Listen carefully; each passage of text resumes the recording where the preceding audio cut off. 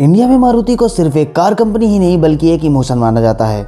Maruti India में अपनी affordability और फ्यूल एफिशिएंसी के लिए जानी जाती है। मारुति की कार सबसे कम सेफ्टी रेटिंग के साथ आती हैं, फिर भी इसकी सेल्स में कोई फर्क नहीं पड़ता। तो आज के इस वीडियो में हम देखेंगे मारुति कंपनी की हिस्ट्री कि कैसे मारुति कंपनी स्टार्ट हुई, संजय गांधी का इस कंपनी से क्या कनेक्शन था और मारुति कब मारुति सुजुकी और मारुति सुजुकी से सिर्फ सुजुकी बना। तो ये सब जानने के लिए वीडियो को लास्ट तक देखें और अगर आप चैनल में नए हो तो जल्दी से चैनल को सब्सक्राइब कर लो। तो बढ़ते हैं वीडियो की तरफ। तो मारुति की कहानी शुरू होती है आज़ादी के 23 साल बाद 1970 से। अभी देश बहुत बुरे दौर से गुजर रहा था, जहां देश अभी आज़ादी से हुई जंग की तबाही से उबर नहीं पाया था। बची कुची कसर 1965 इंडो पाक वार और 1967 इंडो चाइना वार ने पूरी कर दी थी और देश में इतनी ज्यादा महंगाई हो गई थी कि लोग खाने को तरस रहे थे। जहां भारत इन सभी मुश्किलों से निकलने की कोशिश कर रहा था, वहीं दूसरी तरफ पूरी दुनिया में इंडस्ट्रियल रिवॉल्यूशन चल रहा था और कार मार्केट भी जोर पकड़ रही थी। लेकिन भारत के लोगों के हालात ऐसे नहीं थे वो एक महंगी विदेशी कार अफोर्ड कर सके। उस समय की प्राइम मिनिस्टर इंदिरा गांधी ने एक ऐसी स्वदेशी कार बनाने का सपना देखा जिसे कि लोग आसानी से खरीद सकें और इसी दौरान 16 नवंबर 1970 में Maruti Tech Support Private Limited की शुरुआत की गई। इस कंपनी का काम था कार के असेंबलिंग में असिस्टेंस प्रोवाइड कराना। फिर आता है टाइम 1971 का, जब उस टाइम की प्राइम मिनिस्टर इंदिरा गांधी और उनके कैबिनेट ने पीपल्स कार प्रोजेक्ट को पूरा करने के लिए MTSPL को चुना और 9 जून को कंपनी एक्ट के तहत इसको अक्वायर कर लिया गया और इसका नाम मारुति लिमिटेड रख दिया गया। साथ ही इंदिरा गांधी के बेटे संजय गांधी उस कंपनी के MD बनाए गए। संजय गांधी को कार बहुत ज़्यादा पसंद थी, जिसके चलते इंग्लैंड के क्रीव सिटी में मौजूद रोल्स रॉयस में 3 साल उन्होंने ट्रेनिंग ली थी। संजय गांधी को MD बनाए जाने पर कई लोगों ने इसका विरोध किया, लेकिन किसी की भी इंदिरा गांधी के आगे नहीं चली। संजय गांधी ने कंपनी को चलाने का बहुत प्रयास किया। कई कार्स के प्रोटोटाइप भी बनाए गए, लेकिन उनमें से कोई भी कार बन नहीं पाई। तभी उन्होंने विदेशी कंपनी के साथ हाथ मिलाने का सोचा, जिससे कि उनकी टेक्नोलॉजी से मारुति को फायदा हो। इसके चलते हुए उन्होंने वॉक्सवैगन के साथ पार्टनरशिप का प्रपोजल रखा, जिससे कि उनकी वर्ल्ड फेमस कार बीटल के तर्ज पर कोई कार इंडिया में चल पाए। बदकिस्मती से देश में अकाल की स्थिति चल रही थी, क्योंकि पाकिस्तान से बांग्लादेश को आज़ाद कराने के लिए जो जंग लड़ी गई थी, कारण देश की इकोनॉमी को बड़ा झटका लगा था और इसी के चलते वॉक्सवैगन ने डील करने से मना कर दिया।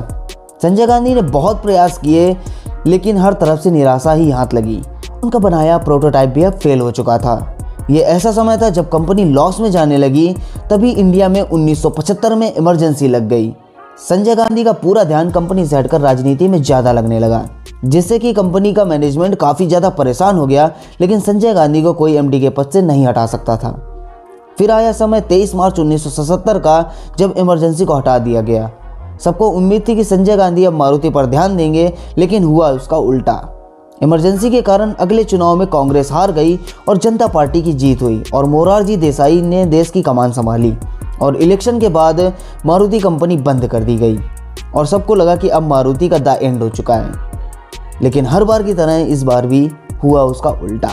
इमरजेंसी के लगे आरोपों के चलते इंदिरा गांधी को जेल हो गई। 1980 में ही चुनाव की नौबत आ गई। संजय गांधी ने सबको चौंकाते हुए कांग्रेस को एक बड़ी जीत दिलाई और संजय गांधी को जनरल सेक्रेटरी बना दिया गया। मारुति की कुछ उम्मीद जागी ही थी, तभी 23 जून 1980 को एक प्लेन क्रैश में संजय गांधी की मौत हो गई और सबको लगा कि मारुति का सपना अब उन्हीं के साथ ही चला गया।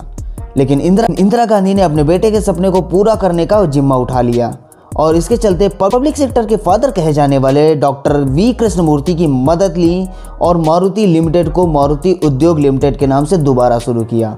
2 अक्टूबर 1982 को कंपनी ने सुजुकी के साथ एक जॉइंट वेंचर साइन किया, जिसमें ये एग्रीमेंट हुआ कि मारुति शुरू के 2 साल लगभग 40,000 से भी ज़्यादा गाड़ियाँ जापान से इंपोर्ट करेगी।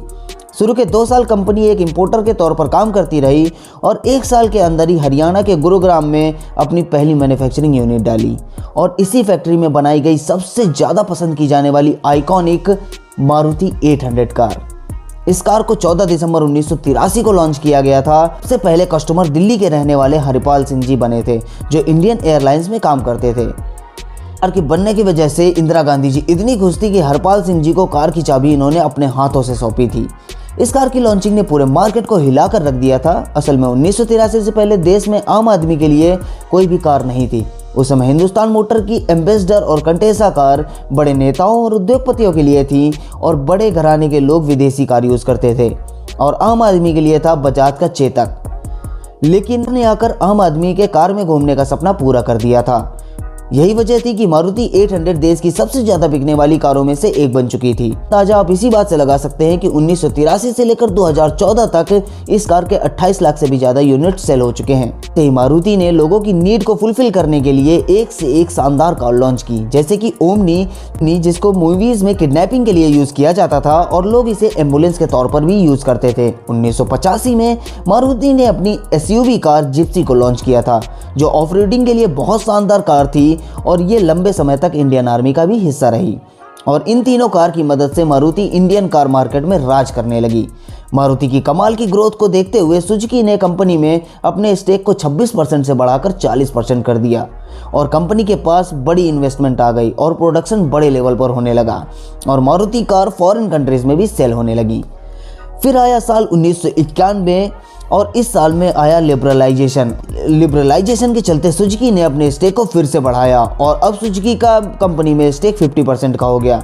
क्योंकि हुआ यूं कि पहले सरकार के रूल्स के मुताबिक कोई भी विदेशी कंपनी इंडियन कंपनी में 40% की ही पार्टनरशिप कर सकती थी, लेकिन लिबरलाइजेशन के चलते इस रूल को हटा दिया गया और सुजुकी ने अपने स्टेक को बढ़ाकर 50% कर लिया और कंपनी का नाम मारुति उद्योग लिमिटेड से मारुति सुजुकी हो गया। और इसके बाद कंपनी ने बहुत सारी कार लॉन्च करी। 1999 में जब कंपनी ने वैगन आर लॉन्च करी तो उसने सारे रिकॉर्ड तोड़ दिए और ये कार हाईएस्ट सेलिंग कार बन गई। 1999 से 2023 तक वैगन आर की 30 लाख से भी ज़्यादा यूनिट सेल की जा चुकी हैं। 2000 में कंपनी ने लॉन्च किया अल्टो को, जिसको हम लॉर्ड अल्टो के नाम से जानते हैं, और ये भी खूब पॉपुलर हुई। और इसकी पॉपुलैरिटी का अंदाजा आप इस बात से लगा सकते हैं कि इसकी अब तक 45 लाख से भी ज़्यादा यूनिट सेल की जा चुकी हैं। ये मारुति की सबसे ज़्यादा सेल की जाने वाली कार बन चुकी है।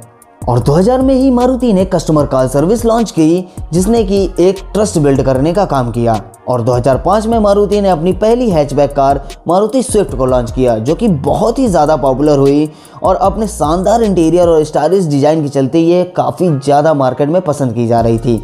और इस कंपनी ने 2012 तक 1 करोड़ कार सेल करने का भी रिकॉर्ड अपने नाम कर लिया था। और इसी के साथ सुजुकी भी मारुति में अपने स्टेक को बढ़ा रही थी। प्रेजेंट टाइम में सुजुकी का स्टेक कंपनी में 56% का है। इसको देखकर लग रहा होगा कि 44% स्टेक गवर्नमेंट के पास है, लेकिन गवर्नमेंट ने 2003 में ही अपने सारे शेयर कंपनी से कम करना शुरू कर दिया था और 2007 में गवर्नमेंट ने सारे शेयर बेचकर कंपनी से अलग हो गई थी। तो बाकी के 44% शेयर म्यूचुअल फंड और फाइनेंशियल इंस्टीट्यूशन के पास हैं। मारुति 46% मार्केट शेयर के साथ इंडिया की नंबर 1 कार कंपनी बन चुकी है। ग्लोबल एनकैप में उसकी कार्स को 0 स्टार की सेफ्टी रेटिंग मिलती हो, लेकिन इंडिया में सबसे पहले अफोर्डेबिलिटी और माइलेज देखते हैं और इन दोनों के आगे हम सेफ्टी और सिक्योरिटी को नज़रअंदाज कर देते हैं। और इसी की वजह से मारुति आज इंडियन कार मार्केट को डोमिनेट कर रही है और उस पर राज कर रही है। तो ये था मारुति का 0 से हीरो तक का सफर। अगला वीडियो आप किस कंपनी के ऊपर देखना चाहते हैं कमेंट करके जरूर बताना और ऐसे ही कमाल के वीडियोस के लिए चैनल को सब्सक्राइब कर लो और अभी तक वीडियो को लाइक नहीं किया तो लाइक कर लो। मिलते हैं आपसे किसी और कंपनी के साथ, तब तक के लिए बाय बाय।